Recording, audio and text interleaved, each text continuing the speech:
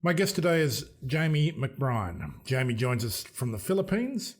He is the director of optiBPO, and he's in the Philippines today to talk to us about his work in offshoring and outsourcing. Jamie, welcome to the program. Yeah, thank you, Wayne. Thanks for having me. Now, Jamie, tell us why the Philippines?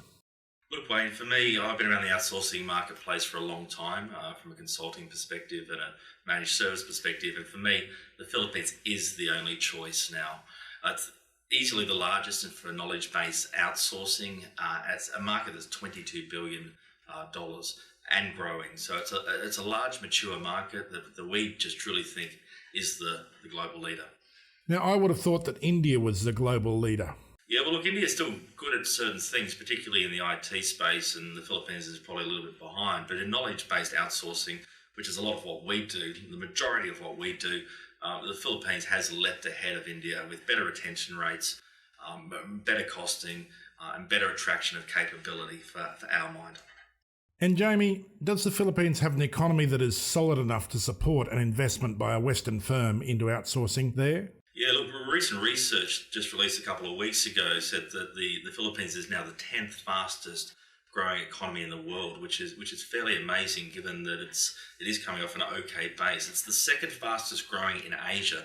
The fastest growing now is Laos, which is coming off a really low base. So really, in terms of the more mature developing economies, the Philippines is the fastest growing in Asia at around 6.8% GDP growth. Interestingly, though, even with that growth, people have concerns around labour costs and increased labour costs. Labour costs have remained fairly static for the last couple of years, and there's not a whole lot of upward pressure.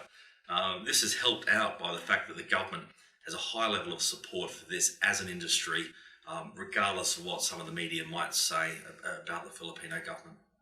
I'm glad you mentioned the government, because I noticed in the media there has been a lot of coverage lately and criticism of the current president. What's your view about the risk in the Philippines? Yeah, from an outsourcing perspective, the risk is not having any impact on us. The Philippines is a country of over 100 million people, over 1,000 islands. Sure, there's parts in the southern part of one of those 1,000 islands, of one of the larger islands, where there has been some issues. Look, those issues are a matter of history. I'm not here to argue about that history, but it's been happening for a long period of time down towards Indonesia and Malaysia. It's been isolated, it has flared up recently, but it's not really impacting on the big BPO locations of Manila, Clark Angeles and Cebu, which are a fair distance from that and really aren't seeing any of the output of those issues. Now, we've heard in the media also about human rights violations and extrajudicial killings linked to the war on drugs. Is this something that needs to concern people? Yeah, I think in the larger metropolitan areas, this really isn't impacting. But again, the Philippines is a country of 110 million people. I don't want to negate or gloss over the fact that these sort of issues are real and they do impact on people.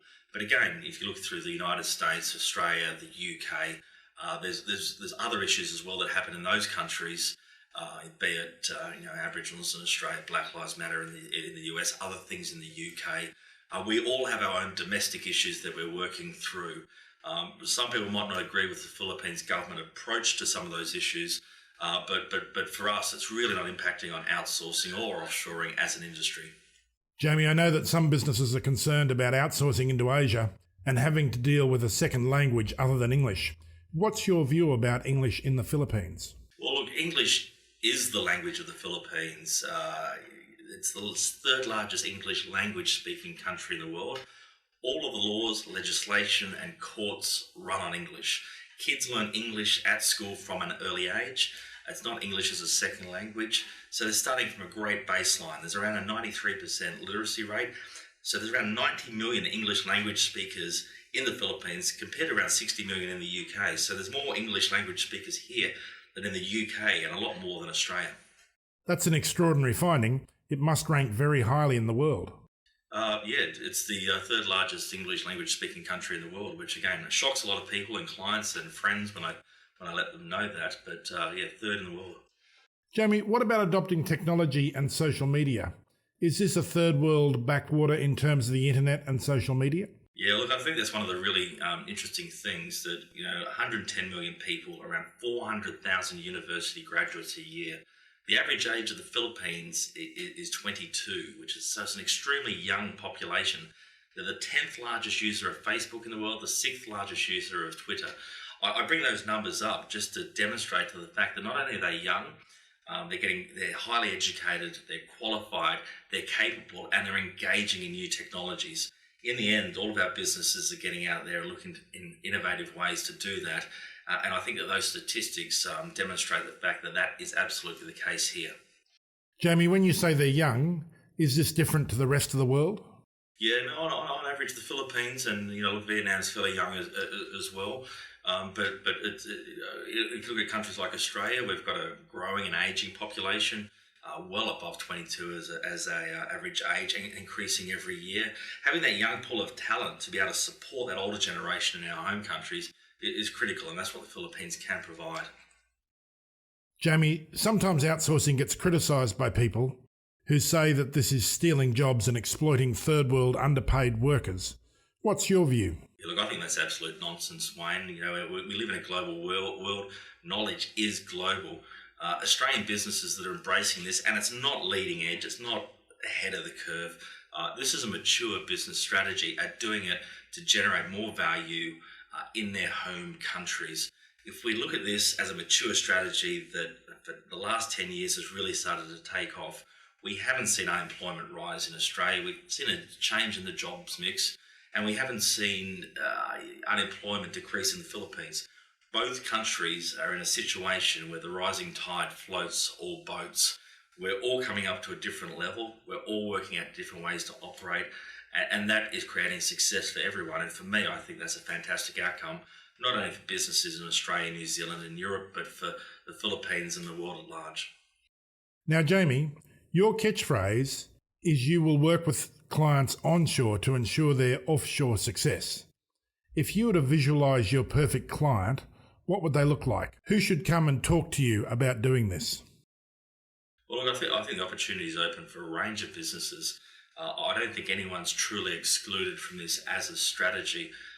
We always talk about the fact there's the like-for-like replacement, but there's also taking certain activities and pushing them to an offshore layer or building new and exciting services. So for every organisation, if you think through those areas, there's an opportunity there for everyone. Lots of people are embracing it. There's a long way to go. And I think that it should be part of your consideration in your business strategy mix. Jamie, I know the Philippines is a big country, and as you said, 1,000-odd islands. Where should customers locate if they're looking at outsourcing in the Philippines? Yeah, look, there's lots of locations people are outsourcing and offshoring to, but for me, the big three are Manila, Clark, and Cebu. But out of those three, the two really that I like to focus in on are Manila and Clark. Manila is the national capital region. It's the capital of the Philippines. It has 22 million people, a couple of main CBD areas that are focused on outsourcing and offshoring, and 22 million people in what is one of the most densely populated greater city regions in the world. So it's a fantastic catchment area for a range of highly capable skill sets with an international airport that supports the US, Europe, and Australia. The other location, Clark, 80 kilometres north of Manila, with over 380 foreign companies and a catchment area of around 3 million people. It's also a great choice. The choice that you decide between the two is based on customer requirement, the sort of skill sets that you're looking for and the functions that you're looking to build. It also has an international airport, so it's great. You can access it from Hong Kong, Singapore and South Korea, or via a stop from Europe, the US and Australia, or you can just drive up the road. It's 80 kilometres from Manila, so if you need to go between the two, not that big a deal. For me, though, they're the two key locations we find are the best choices. And Jamie, how do people get hold of you if they're interested? Yeah, look, my contact details will come up on the screen, but jamie.mcbrien@optim2.com. Shoot me an email or look at our website, optiBPO.com. It's got a contact form on there as well as our general office details and some explanation on how we work. Jamie McBrien, Director of optiBPO. It's been a pleasure having you join us today. Yeah, thank you, Wayne. Thanks for having me.